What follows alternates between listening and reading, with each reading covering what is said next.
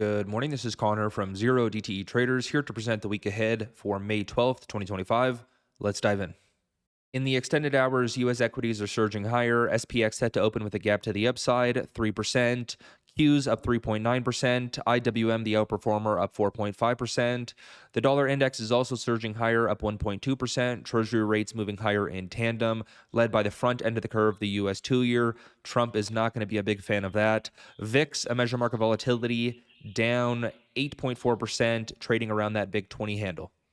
This strength is a result of U.S. and China moving to ease trade tensions early Monday, agreeing to a temporary 90-day reduction in reciprocal tariffs, according to a joint statement released by both governments on X. Details are here if you're interested.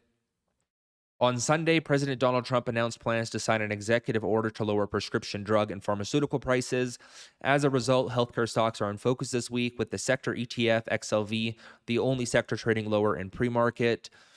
Participants will also focus on inflation data, most notably April's Consumer Price Index, CPI, and Fed Chair Jerome Powell's speech on Thursday at a conference in Washington, D.C. This comes in light of the central bank's recent decision to hold interest rates steady and its warning about stagflation risks. The first quarter earnings season will continue to roll on, with hundreds of companies set to report this week, including Dow 30 Components, Cisco, and Walmart. In regards to the SPX market regime, the Gamma Index, which measures dealer Gamma exposure, is neutral at negative 75 million notional, trading above the flip of 60.45. As you can see, all strikes above positive, that is supportive for the market price. All strikes below negative, that is destabilizing for the market price. Despite the light negative positive gamma over the past 2.5 weeks, we have been above the flip since April 25th, meaning the market has been supported and consequently within the buy the dip regime. Now, absent a negative catalyst and subsequently a break of the flip, SPX should remain supported by volatility compression, VANA, and time decay charm this week as we approach the May 16th option expiration. This may lead to boxing in action between key gamma levels, similar to what we saw last week, trapped between 5,700 on the upside and 5,600 on the downside. Now, this OPEX is relatively light compared to the big quarterly expiration in June.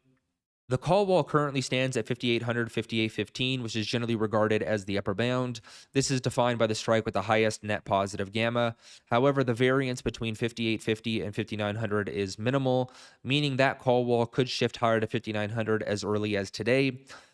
Although we do think 5,900 is potential max upside this week, where we anticipate call overwrite strategies to come in, adding to resistance overhead.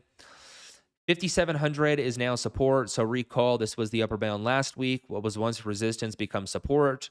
We look at this to be validated as such. A false break opens us up into the same trading range as last week, 5,650 as the mean, 5,600, 5,575 as the lower bound. In terms of negative gamma, below the flip, light negative gamma, below 5,500, moderate negative gamma.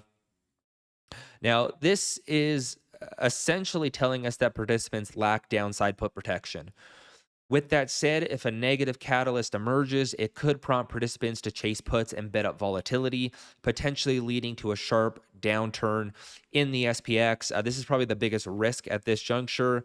Now, we don't want to anticipate this, but if we observe a one-sided market, i.e. all sectors in the red, volatility's up, it could present good downside momentum opportunities.